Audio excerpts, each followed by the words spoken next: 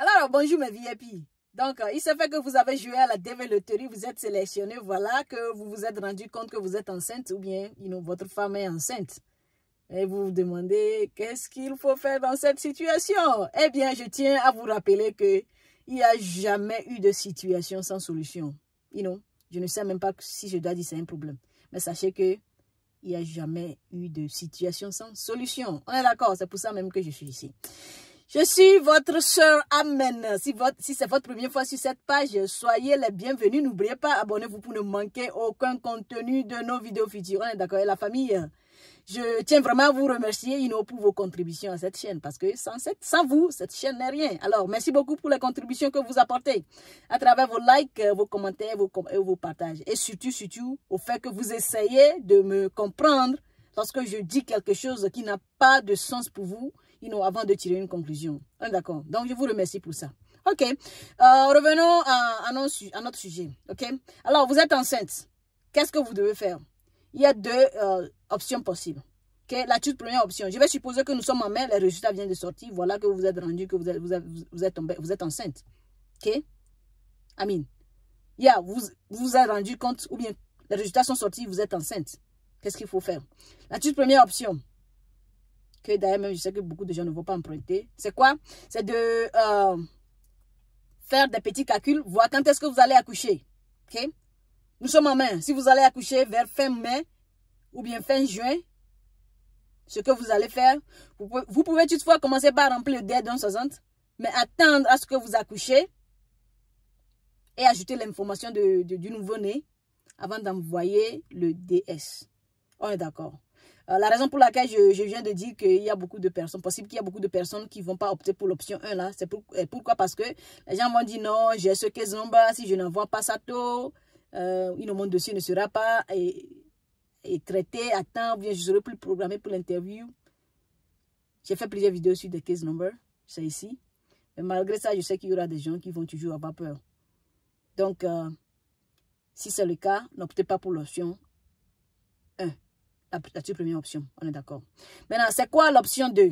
L'option 2, c'est d'envoyer votre DS. Prenez le temps de bien remplir votre DS et envoyer ça. Okay? Lorsque vous allez accoucher, l'option 2 n'a rien à voir avec les calculs. Vous remplissez votre DS de 60 normalement et puis vous envoyez ça. Okay? Lorsque l'enfant sera là, vous écrivez au KCC en leur disant que voilà, j'ai accouché un bébé, je veux que vous débloquez mon DS pour que j'ajoute l'information du DS. Et de mon enfant, bien sûr, ils vont le faire. Mais s'il arrive que le dossier est à un niveau où ils ne peuvent plus débloquer ça, bien sûr, ils vont répondre vous disant que non, votre dossier est sur le point d'être programmé pour l'interview, du coup, on ne peut plus débloquer ça. OK? Dans cette situation, qu'est-ce que vous allez faire? Écrivez à l'ambassade. OK? Dites-leur que voilà, c'est comme ça, vous avez accouché, vous avez écrit au KCC pour débloquer le dossier, mais le KCC a dit non, que le dossier est déjà sur le point d'être programmé pour l'interview. Qu'est-ce que vous devez faire? Je peux vous garantir à 100% qu'ils vont vous demander de venir à l'interview avec l'enfant.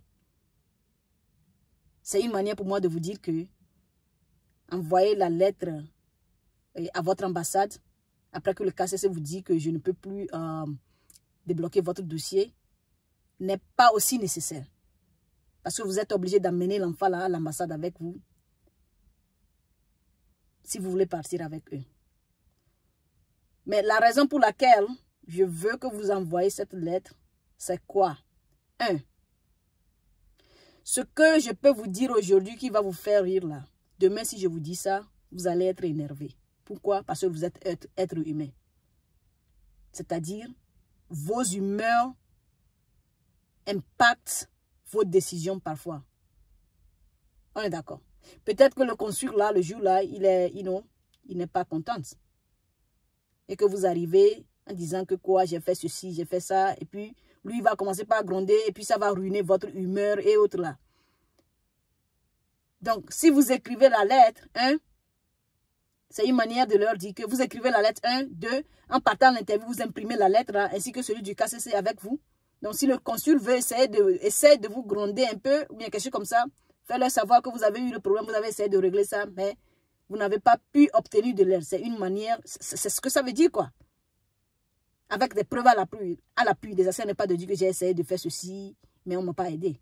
Montrez-leur la preuve. Et de deux, la raison pour laquelle je veux que vous écrivez à l'ambassade aussi, c'est quoi? En écrivant, vous n'allez pas juste leur demander ce que vous allez faire parce que vous avez un nouveau bébé, bien parce que le KCC a refusé de débloquer votre dossier. Vous allez leur demander aussi s'il faut un passeport pour le nouveau-né. Ok? Je vous garantis qu'ils vont dire oui. Il faut un passeport. Mais le truc est que les lois de l'immigration changent de temps à autre. Ok? Il peut y avoir des exceptions. C'est juste pour vous assurer. Et puis, vous êtes en train de faire beaucoup de dépenses déjà avec cette histoire de la dévéloterie. Donc, c'est une manière d'essayer de minimiser les dépenses. Juste pour vous assurer que vous n'avez pas besoin de passeport ou bien vous avez besoin de passeport avant d'y aller. Et s'il arrive qu'on vous dit que oui, effectivement, vous avez besoin de passeport, okay, il y a possibilité qu'en essayant de faire le passeport de l'enfant, le passeport de l'enfant ne sera pas là à temps avant le jour d'interview. Ok? Si c'est le cas, vous avez le choix encore d'écrire au KCC, à l'ambassade pour leur dire ça. Ou bien, assurez-vous d'amener votre reçu le reçu qui prouve que vous avez essayé, vous avez fait la demande de passeport de l'enfant, mais ce n'est pas sorti.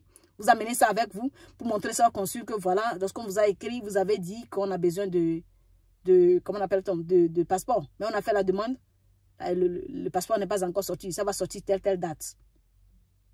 Donc, voici le reçu qui prouve ça. Il y a une grande chance que le consul va vous dire que de partir, si l'autre passeport sera là, de venir avec ça, pour pouvoir prendre le visa. Ou bien, bon, bref, essayez de communiquer avec eux, essayez d'aller là-bas avec les preuves possibles. Ok? Juste pour éviter des surprises, au cas où vous tombez sur un consul méchant. On est d'accord. Donc, deuxième option, vous écrivez et vous envoyez votre DS et appelez le KCC pour vous débloquer ça lorsque l'enfant sera là. Ok? Maintenant, vous allez vous demander qu'est-ce qui va arriver si jamais vous accouchez après l'obtention de votre visa ou bien après votre interview. La famille, comme je l'ai toujours dit, la loi, comme on appelle dans la dévéloterie, est quelque chose qui a commencé depuis un bon moment. Et ces gens-là savent qu'il y a des changements qui arrivent avec nous les humains. Donc, ils ont été flexibles parce qu'ils savent qu'il y a des changements qu'on ne peut pas contrôler, quoi. D'accord. Donc, s'il arrive que vous êtes enceinte, ok, et que vous ne pouvez pas accoucher, vous n'allez pas accoucher avant votre jour d'interview, sachez que lorsque vous êtes arrivé à l'interview, là, déjà le consul, lui, voit le ventre long, là, il va vous demander quand est-ce que vous allez accoucher. Ok? S'il arrive qu'il ne vous demande pas là, s'il vous plaît, demandez-lui. Dites-lui que vous êtes enceinte, que vous allez accoucher à tel moment. Assurez-vous que vous connaissez quand est-ce que vous allez accoucher. Parce que ça va lui permettre de faire les calculs de quand est-ce qu'ils vont vous demander de revenir ou pas. Ok? Ok? Anyway, lorsqu'il va voir que votre ventre est ballonné déjà là, le gros ventre déjà, parce que vous ne pouvez pas cacher ça, il va dire, ah, quand est-ce que vous allez accoucher? Vous allez lui dire ça, il va dire, ok. À cause de ça, revenez tel jour avec le nouveau-né pour faire votre interview, ou bien on va vous faire votre interview. Lorsque le bébé sera là, revenez ici pour prendre des papiers de voyage, ou bien revenez ici avec un passeport du nouveau-né pour qu'on vous donne le visa pour le nouveau-né. Okay? Entre-temps, quelqu'un avait fait ça. J'ai appris qu'on lui a donné des papiers de voyage pour le nouveau-né. Donc, ils n'ont pas fait le passeport pour le nouveau-né. Ils ont juste eu des papiers de voyage et voyagé avec l'enfant.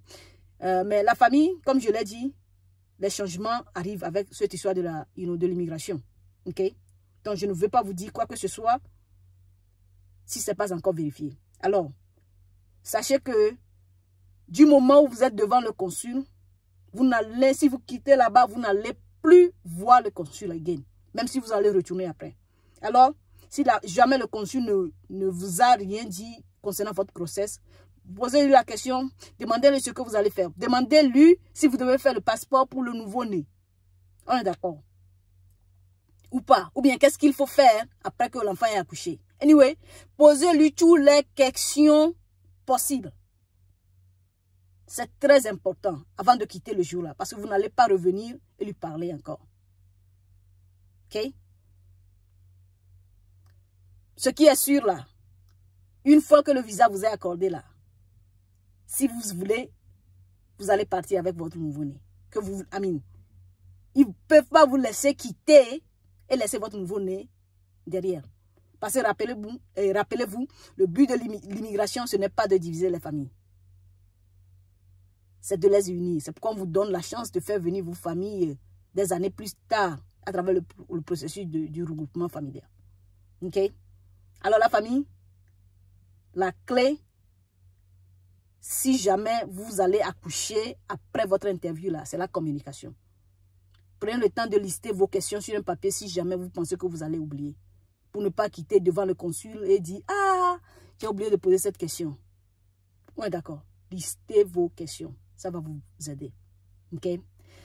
OK, je pense que j'ai répondu à cette question en long et en large, mais comme je l'ai toujours dit, le risque de la communication. Donc, si un message n'est pas bien passé, s'il vous plaît, posez la question, je vais encore me réexpliquer. Ouais, d'accord. Toujours un plaisir pour moi de vous servir sur cette plateforme. C'est moi, c'est Amen. OK? N'oubliez pas, abonnez-vous. N'oubliez pas, partagez le contenu. Anyway, merci beaucoup. On se dit à plus. N'oubliez pas, Mimé, ciao, ciao, ciao.